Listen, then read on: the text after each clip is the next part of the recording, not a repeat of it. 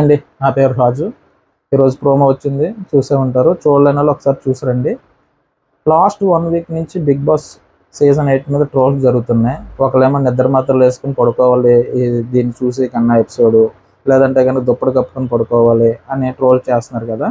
దీనికి big boss టీంకి ఏమనిపించిందో తెలియదు కానీ నాగార్జున గారు ఒక గన్ ఇచ్చి పంపించారు. నాగార్జున గారు గన్నతో వస్తారు స్టేజ్ మీదకి. స్టేజ్ మీదకి వచ్చిన వెంటనే ముగ్గురు క్లాన్స్ లేచి నిల్చోండి అని చెప్తారు. చెప్పిన తర్వాత మొదటగా యష్మిని ఒక బోర్డు ఉంటుంది.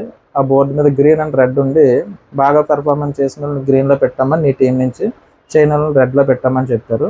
మొదటగా అబ్బాయి బోర్డు తీసుకొచ్చి గ్రీన్లో పెట్టి, సార్ అబ్బాయి చాలా బాగా ఆడాడు సార్ అబ్బాయి అని చెప్తుంది. మరి అదే టైం విష్ణుప్రియ ఎలా ఉంటుందని విష్ణుప్రియని లేపుతారు. సార్ నన్ను భుజంతో నేను ఎలా తోసాడు సార్ అబ్బాయి అన్నయ్య, కానీ తోయలేదు అంటున్నాడు సార్ అంటుంది. వెంటనే అబ్బాయి అన్నయ్య తోసాడా లేదా వీడియో క్లిప్లో చూద్దాం అంటాడు నాగార్జున గారు. నెక్స్ట్ ఎవరు బాగా ఆడారమ్మా యష్మిని అడిగితే యష్మి, సార్ పృథ్వీ చాలా బాగా ఆడాడు సార్. ఎంత బాగా ఆడాడంటే సార్, మరి ఆడేటప్పుడు వ్యాక్స్ టీంలో ఎందుకు గివప్ ఇచ్చాడమ్మా అని అడిగితే, అదండి వెంట్రుకలు తీసేది గేమ్ ఉంటుంది, అందులో గివప్ ఇస్తాడనమాట. ఆ తర్వాత పృథ్వీని, ఏమయ్యా పృథ్వీ, నువ్వు F4 చాలా ఎక్కువ వాడుతున్నావు, ఇంకొకసారి ఎలా వాడావంటే గంటతో కాల్ చేస్తానన్నట్టుగా ఒక వార్నింగ్ ఇస్తారు. నెక్స్ట్ మీ టీంలో ఎవరు బాగా ఆడలేదమ్మా అంటే రెడ్లో ప్రేరణ పెడుతుంది యష్మి. సార్ తను సంచాలకుగా చేసిన చాలా కన్ఫ్యూజ్ అయిపోయింది సార్. తను కన్ఫ్యూజ్ అయిపోయిందా మీ టీం అందరూ కలిసి కన్ఫ్యూజ్ చేశారా అని అడుగుతారు నాగార్జున గారు.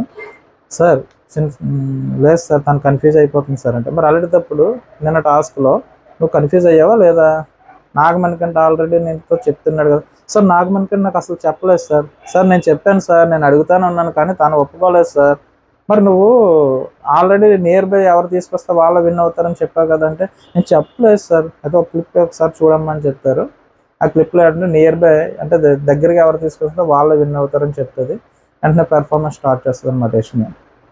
సార్ ఓ టీంలో 5 మెంబర్స్ ఉన్నారు సార్, 5 మెంబర్స్ ఉన్నారు కాబట్టి నేను ఆలోచించి నిర్ణయం తీసుకుని ఒక టీం విన్ అయిందని చెప్పాను సార్, అంతే తప్ప వేరే పాపం నాకు ఏం తెలియదు సార్ అని చెప్తుంది.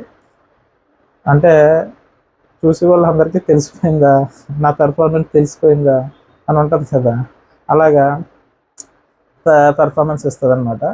మరి నిన్న ఇచ్చింది కదా, ఆ పెర్ఫార్మెన్స్ ఇవ్వదు, తెలిసిపోయిందో అందరికీ తెలిసిపోయిందో ఈ పెర్ఫార్మెన్స్ ఇస్తుంది. అక్కడతో ఈ ప్రోమో ఎండ్ అవుతుంది అనమాట. నెక్స్ట్ ప్రోమోలో మళ్ళీ కలుసుకుందాం. నా వీడియోస్ ఎవరికన్నా నచ్చినట్లయితే సబ్స్క్రైబ్ చేయండి, లైక్ చేయండి. బాయ్ అండి.